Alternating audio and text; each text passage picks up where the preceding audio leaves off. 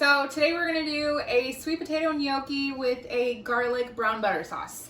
First, we're gonna start on the sweet potatoes. So I have 2 sweet potatoes, one's a little bit bigger, one's a little bit smaller. If you have 2 medium-sized or 1 extra large one, you can go ahead and use those.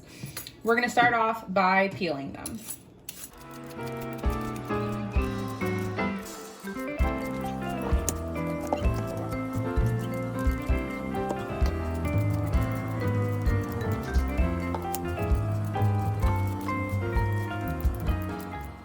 Now that your potatoes are peeled, you're gonna go ahead and dice up your sweet potato. The smaller that you chop them, the faster they're gonna cook.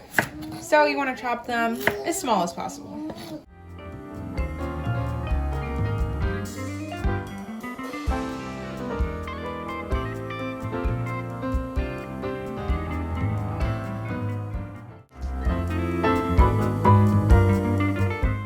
Now we're gonna go ahead and add our diced sweet potato into the water. And I just have a large pot of boiling water. And we're gonna go ahead and boil them for about 15 minutes. You want them to be really, really tender. I transferred my sweet potato over to my food processor. If you don't have a food processor, you can totally do this by hand. I've done it multiple times, or you can go ahead and use a blender.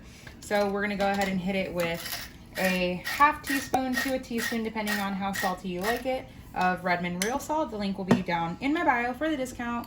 And I'm gonna add a ½ teaspoon of baking powder.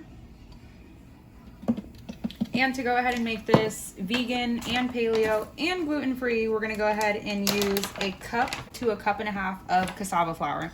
Depending on how big your sweet potatoes were, will determine how much you use. So I'm gonna go ahead and start with 3/4 of a cup to a cup, and you can always add more.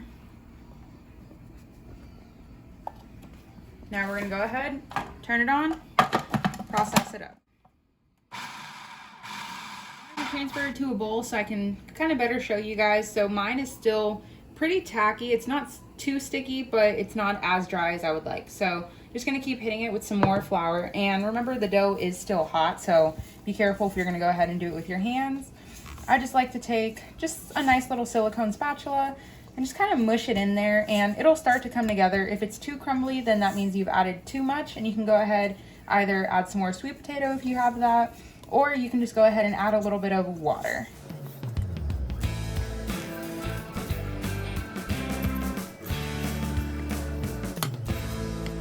Our dough is nice and firm, not too tacky, but tacky enough. We're gonna go ahead, roll it out. I just have a silicone baking mat. You can go ahead and use parchment paper or just your counter if it's nice and floured.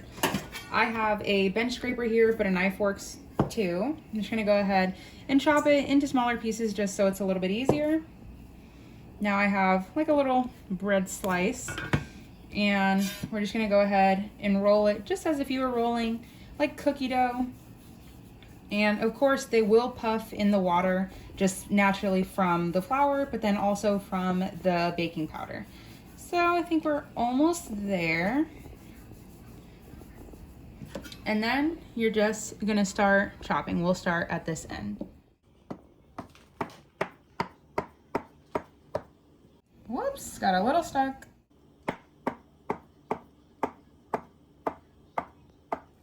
And floured my station just so it's a little bit easier, and I put a little bit of flour out on the side here just to kind of help if it gets stuck. You're just going to want to keep rolling it out, and if it breaks apart a little bit, it's completely fine. You can just go ahead and press it back together.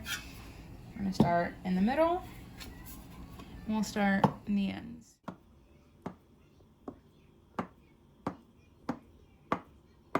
Just leave them like this and boil them like that, or you could do a cute little design on the back of a fork and just roll them, and you have a cute little textured design. I'm gonna do it again, and you want to be gentle with this, and of course this will take a lot longer, so by all means go ahead and eat them like this. So before we go ahead and boil our gnocchi, we're gonna go ahead and work on the brown butter sauce.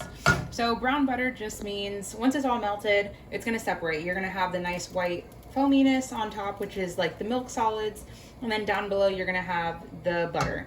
So you see how this is all white around here? That's the milk separating, which is good. That's what you want. So you're gonna go ahead, let this whole thing melt, and you're gonna cook it on medium to medium high and consistently keep stirring so that it doesn't burn. And it's gonna start to smell nice and fragrant and almost nutty. We're starting to get nice and toasty around the sides. Just gonna keep going. Probably 2 more minutes. This is just what you want. The butter is like a nice honey maple color. Our gnocchi are nice and formed now. I let them dry kind of at room temperature just for about 5 to 10 minutes so they're not so tacky and they don't stick to the plate. In here I saved the water that I used to boil the sweet potatoes, and I added about a cup or 2 of water. Now we're just gonna go ahead and gently add these in here. Of course, careful, it's boiling water, but then also you want to make sure that you don't mush them in here, and just drop them. It's gonna take about 2 to 3 minutes for them to cook, or until they start floating up to the top. So in here, like I said, we have our brown butter. I went ahead and reserved some on the side. This is still the same 6 tablespoons. Depending on how much gnocchi dough you made, you may or may not need that. And brown butter is so good to have in the fridge just to add to pretty much anything. Now we're gonna go ahead and grate 3 to 4 cloves of garlic, depending on how garlicky you like it. And if you don't have fresh garlic, you can totally just use granulated garlic. Butter is nice and browned and our garlic's in there. I like to go ahead and add just a few cracks of black pepper and also just some ground sage. If you have fresh sage, that's even better, or if you have the leaves of sage, that's great. Our gnocchi have been boiling for probably about 3 minutes. We're gonna go ahead and take them out. Because of the cassava flour, if you use all-purpose flour, you're gonna have to do this as well. You're just gonna rinse them just under some slightly cold water. So over low heat, we're gonna go ahead and add our sweet potato gnocchi. At this point, you're just gonna wanna just mix it together over low heat. Not too high, because the butter is already brown, so you don't want it to get too brown. And if you wanna develop some color on it, you can go ahead and kick it up to medium high, just slightly for about a minute or 2.